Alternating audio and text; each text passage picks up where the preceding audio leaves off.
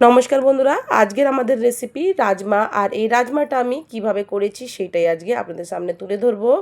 আর এই রাজমাটা এইরকম করে করলে রুটি এবং ভাত দুটোর সঙ্গে কিন্তু খেতে বেশ ভালো লাগে। আর এই রাজমাটা চটজলদি তৈরিও হয়ে যায়। আমি যেভাবে এই রাজমাটা রান্না করি সেইটাই আজকে আপনাদের সামনে তুলে ধরবো। তার জন্য এখানে দেখুন, আমি 200 গ্রাম মতন রাজমা 5 থেকে 6 ঘন্টা ভিজিয়ে রেখে দিয়েছিলাম। আর এই ভেজানো রাজমাটাকে আমি বেশ ভালো করে জল দিয়ে কিন্তু ধুয়ে নিয়েছিলাম 2 থেকে 3 বার। তারপরে দেখুন, আমি এবারে এটাকে সেদ্ধ করে নেবো। তার জন্য একটা প্রেশার কুকার নিয়ে নিয়েছি এবং প্রেশার কুকারে এটা দিয়ে দেবো। দিয়ে আমি গ্যাসের ফ্লেমটা কিন্তু একদম মিডিয়াম করে রেখে 3 থেকে 4টে সিটি আসা অবধি আমি এটাকে প্রেশার দিয়ে নেব। আর প্রেশার দেওয়ার জন্য এর মধ্যে আমি দিয়ে দিচ্ছি পরিমাণ মতন জল।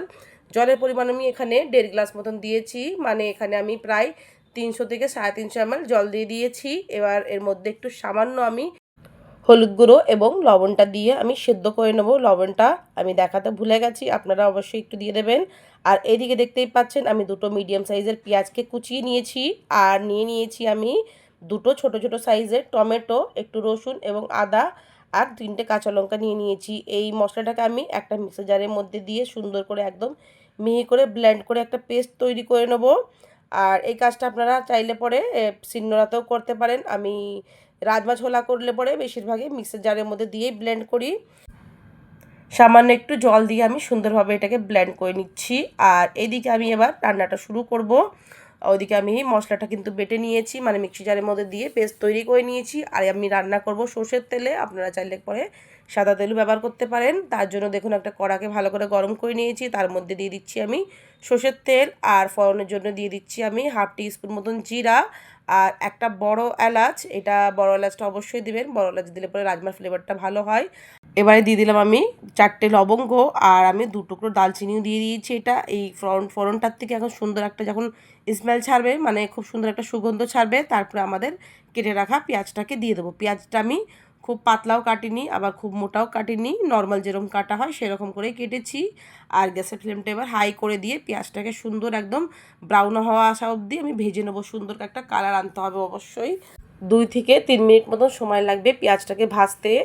আর পেঁয়াজ ভাজার সময় যদি আমরা একটু সামান্য পরিমাণে লবণ দিয়ে থাকি, তাতে করে আমাদের পেঁয়াজটা তাড়াতাড়ি ভাজা হয়ে যায়। তাই আমি সবসময় পেঁয়াজ ভাজার সময় সামান্য একটু লবণ দিয়ে দিই, যাতে করে খুব তাড়াতাড়ি আমার পেঁয়াজটা ভাজা হয়ে যায়। একটু সামান্য আমি হলুদ গুঁড়ো দিলাম। আর হলুদ গুঁড়ো এই পেঁয়াজ ভাজার সময় দিলে পরে আমরা যাবতীয় তরকারি রান্না করি তার কালারটা কিন্তু আরেকটু ভালো আসে। সেই জন্য যে কোনো রান্নাতে আপনারা যখন পেঁয়াজটা ভাজবেন একটু সামান্য হলুদ গুঁড়ো দিয়ে দেবেন, দেখবেন রঙটা খুব ভালো লাগবে। এই দেখুন পেঁয়াজটা খুব সুন্দর করে কিন্তু ভেজে নিয়েছি, সুন্দর একটা কালার এসে গেছে। এবার ব্লেন্ড করে রাখা আদা আর রসুন, কাঁচা লঙ্কা এবং টমেটো পেস্টটাকে আমি দিয়ে দিলাম। আবার এই মশলাটাকে এবার সুন্দরভাবে কিন্তু কষিয়ে নিতে হবে। গ্যাসের ফ্লেমটা আমি আবার মিডিয়াম টু লো করে মশলাটাকে খুব ভালোভাবে কিন্তু কষিয়ে নেবো। তার আগে আমি এর মধ্যে একটু সামান্য পরিমাণে লঙ্কার গুঁড়ো দিব, যেহেতু কাঁচা লঙ্কা দিয়েছিলাম আমি প্রথমেই, তাই লঙ্কার গুঁড়োটা একটু সামান্য দিয়েছি। এবার দিয়ে দিলাম আমি একটু লবণ। আর লবণটাকে একটু কম করেই দেবো, কারণ আমরা যখন রাজমাটাকে সেদ্ধ করেছিলাম লবণ দিয়েছিলাম কিছুটা, আর পেঁয়াজ ভাজার সময় কিন্তু কিছুটা লবণ দিয়েছিলাম, তাই লবণের পরিমাণটা অবশ্যই একটু দেখে শুনে দিয়ে দেবেন। আর এর মধ্যে আমি হলুদ গুঁড়ো এবং ধনিয়া গুঁড়ো দিয়ে দিলাম। আমি আর সেরকমভাবে কোনো মশলা দেবো না, শুধুমাত্র আমি এখানে মিট মশলা ব্যবহার করব। আর এই রাজমাতে কিন্তু কোনো রকমের মশলার বেশি দরকার নেই, যদি একটু সামান্য মিট মশলা বা চিকেন মশলা ঘরে থাকে সেটা দিয়ে করলে পরে কিন্তু বেশ দারুণ হয় খেতে। আমি রাজমা ছোলা সবসময় কিন্তু এই চিকেন মশলা এবং মিট মশলা দিয়ে করে থাকি। এবার আমি বেশ পরিমাণে, মানে 1/2 টেবিল চামচ মতন মিট মশলা দিলাম, দিয়ে আমি এটাকে সুন্দরভাবে কিন্তু কষিয়ে নেবো। এখন দেখা যাচ্ছে তেল ছাড়েনি এখনও। যখন মশলাটা খুব ভালোভাবে ভাজা হয়ে যাবে, মানে কষানো হয়ে যাবে, দেখতেই পাবেন তেলটা খুব ভালো করে ছেড়ে দেবে। এদিকে দেখুন দেখুন রাজমাটাও কিন্তু খুব ভালোভাবে সেদ্ধ হয়ে গেছে, আমি দেখিয়ে দিলাম একদম সুন্দর গলেছে। আমি মিডিয়াম আঁচে কিন্তু 4টে প্রেশার দিয়ে নিয়েছিলাম। আর এবার এই রাজমাটাকে আমি কিন্তু মানে কষানো মশলার মধ্যে দিয়ে দেবো। তার আগে মশলাটাকে দেখে নিচ্ছি কতটা কষানো হয়েছে। এই দেখুন মশলাটা কিন্তু খুব সুন্দরভাবে মোটামুটি কষানো হয়ে গেছে, একদম তেল ছেড়ে দিয়েছে দেখা যাচ্ছে। আরও আমি 1 মিনিটের জন্য সুন্দরভাবে গ্যাসের ফ্লেমটা কিন্তু এখন লো করে দিয়েছি। লো করে দিয়েই কিন্তু সুন্দরভাবে আমি কষিয়ে নেবো। দেখুন কষানো একদম হয়ে গেছে। এবারে আমি সেদ্ধ করে রাখা রাজমাগুলো এর মধ্যে দিয়ে দেবো। রাজমাটা কিন্তু একটু বেশ ভালো করে সেদ্ধ করে নেবেন, কারণ রাজমাটা গোটা থাকলে পরে কিন্তু টেস্টটা অত ভালো লাগে না। আর একটু টিপে দেখবেন যখন একদম খুব ভালোভাবে মানে সেদ্ধ হয়ে যাবে, বুঝতেই পারবেন আপনারা, সেই সময় কিন্তু এই রাজমাটা এরকম মশলা কষিয়ে তারপরে দেবেন।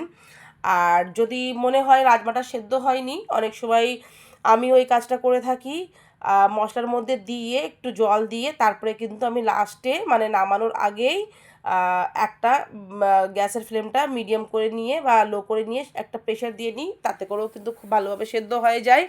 আর আমি দেখুন রাজমাটা সবগুলো দিয়ে দিলাম, আর রাজমাটা দিয়ে একটু সামান্য একটু জলটা কম মনে হলো, তাই আমি এর মধ্যে একটু উষ্ণ গরম জলও দিয়ে দিলাম। দিয়ে এবার আমি এটাকে সুন্দরভাবে কিন্তু রান্না করে নেবো কিছুক্ষণ। এই দেখুন রাজমাটা কিন্তু একটু সেদ্ধ আমি একটু করে নেবো, মানে 2 থেকে 5 মিনিট আমি একটু রান্না করে নিলে পরে এই রান্নাটা কিন্তু মোটামুটি হয়ে যাবে। এবার আমি এটাকে ঢাকা দিয়ে রেখে দেবো কিছুক্ষণের জন্য। গ্যাসের ফ্লেমটা লো টু মিডিয়াম করে 5 মিনিট মতন রান্না করলেই কিন্তু রাজমাটা কিন্তু মোটামুটি রেডি হয়ে যায়। আমি 5 মিনিট পর খুলে দেখাচ্ছি, কত সুন্দর রাজমাটা কিন্তু একটু গাঢ় হয়ে গেছে। আর রাজমা কিন্তু রান্না হওয়ার কিছুক্ষণ পর কিন্তু বেশ আর একটু গাঢ় হয়ে যায়, মানে যখন গ্যাসটা বন্ধ করবেন দেখতে পাবেন মানে একটু ঝোল আছে, কিন্তু কিছুক্ষণ পর দেখবেন এটা কিন্তু গাঢ় হয়ে যায়। দেখতেই পাচ্ছেন রাজমা কিন্তু খুব ভালোভাবে তৈরি হয়ে গেছে। এবং এই রাজমাটা আমাদের ভাতের সঙ্গে বা লুচি, পরোটা পরোটা আর রুটির সঙ্গে কিন্তু বেশ বেশি ভালো লাগে খেতে, সঙ্গে ভাতের সঙ্গেও কিন্তু খেতে বেশ ভালো লাগে। আমার ছেলে কিন্তু এরকম রাজমা হলে পরে ও বলে মা ভাত করবে, ভাত দিয়ে খেতেও বেশি পছন্দ করে। আমার মেয়ে আবার রুটি দিয়ে খেতে বেশি পছন্দ করে, তবে আমার ভাত এবং রুটি দুটোর সঙ্গে কিন্তু বেশ ভালো লাগে খেতে, পরোটার সঙ্গেও বেশ ভালো লাগে খেতে। আর এই রাজমাটা কিন্তু খুবই চটজলদি বানানো হয়ে যায়। দেখতেই পেলেন কত সহজে তৈরি হয়ে গেল। আপনারা অবশ্যই এই রকম করে রাজমা বানিয়ে একবার খেয়ে দেখবেন, বেশি ভালো লাগবে খেতে। আর আমি কিন্তু গরম মশলার গুঁড়ো ব্যবহার করিনি, আপনারা কিন্তু এর মধ্যে চিকেন মশলা বা মিট মশলা থাকলে সেইটাই ব্যবহার করবেন, সেইটা দেওয়ার কারণে কিন্তু বেশি টেস্ট এর ভালো হয়। আমি কিন্তু এই রান্নাটা এরকম করেই করে থাকি। আজকের আমার রাজমার রেসিপি যদি ভালো লেগে থাকে তাহলে অবশ্যই আমার চ্যানেলটিকে লাইক করবেন, শেয়ার করবেন, সাবস্ক্রাইব করবেন আর কমেন্ট করে জানাবেন এই রেসিপিটি কেমন লেগেছে। এবারের মতন আসি, আবারও আসবো আমরা আরেকটি নতুন রেসিপির সঙ্গে।